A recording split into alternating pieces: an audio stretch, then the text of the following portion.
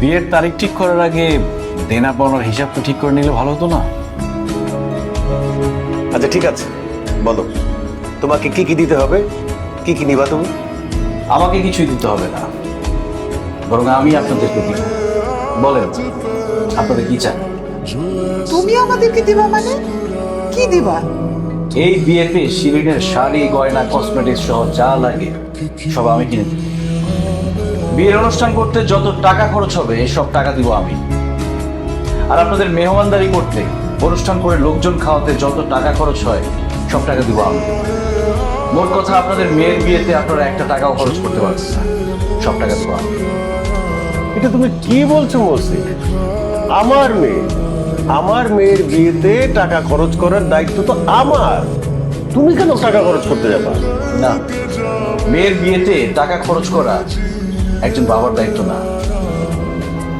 দেখেন, আপনারা আপনাদের মেয়েকে জন্ম দিচ্ছেন, তাকে বড় করছেন, লালন পালন করছেন, লেখাপড়া শিখাইছেন, অসুস্থ হলে ডাক্তারের কাছে নিয়ে গেছেন।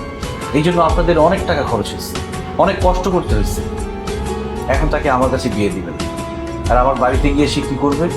আমার সেবা যত্ন করবে, আমাকে রান্না করে খাওয়াবে, আমার ঘর বাড়ি সব ঠিক রাখবে, আমার বাচ্চা কাচ্চার মা হবে, তাদেরকে লালন পালন করবে, তাদেরকে বড় করবে। মোট কথা বিয়ের পর শিরিন যা যা করবে সব আমার জন্য করবে। আমি আমার দরকারে শিরিনকে বিয়ে করছি, আর যেহেতু আমার দরকারে আমি শিরিনকে বিয়ে করছি, সেহেতু আপনি কেন বিয়ের খরচ দিবেন? আপনি আপনার মেয়েকে কষ্ট করে লালন পালন করে বড় করছেন, আর যেহেতু তাকে বিয়ে করে আমার বাড়িতে নিয়ে যাব, আমার দায়িত্ব শুরু, তাই বিয়ের খরচটা আমি নিই। আরেকটা কথা, এই বিয়েতে আপনারা কোনো আত্মীয় স্বজন দাওয়াত করতে পারবেন না। এই বিয়ের একমাত্র গেস্ট হবে সব এতিমরা। বাবা উনি কি বলতেছে? আমার ফ্রেন্ড সার্কেল আত্মীয় স্বজন অনেকেই তো আছে, তাদেরকে দাওয়াত না দিয়ে এতিমদেরকে দাওয়াত দেবো কেন? দেখো শিরিন, তুমি যদি তোমাদের ফ্রেন্ড সার্কেল বা আত্মীয় স্বজনকে দাওয়াত দাও, তারা আসবে এখানে পেট ভরে খেতে আর বিয়েতে দোষ ধরতে। তাছাড়া তোমাদের আত্মীয় স্বজন যারা আছে তারা তো এমনিতেই ভালো ভালো খায়, আর যারা এতিম তারা 3 বেলা পেট ভরে খেতেই পারে না, ভালো ভালো খাওয়ার মতো তারা চিন্তাই করতে পারে না।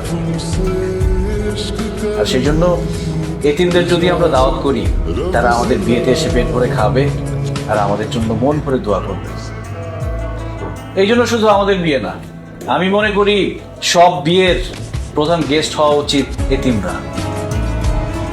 যাই হোক, এই বিয়ের সব খরচ দিব আমি, আর এই বিয়ের একমাত্র গেস্ট হবে এতিমরা।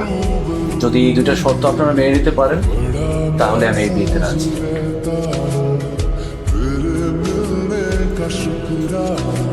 বুঝতে পেরেছি আমার শর্তে আপনারা রাজি না। ঘটক আপা চলেন। আরে না না, তোমার কোথাও যাইতে হবে না, আমি বুঝতে পারছি তুমি অত্যন্ত ভালো ছেলে, তোমার সব শর্তে আমি রাজি, তোমার কাছেই আমার মেয়ের বিয়ে দিই। কি বাসার চাচা, বলছিলাম না মহসিনের মন খোলা, এবার প্রমাণ পেলেন তো? আসলেই আমাদের হবু জামাইয়ের মন একেবারে খোলা।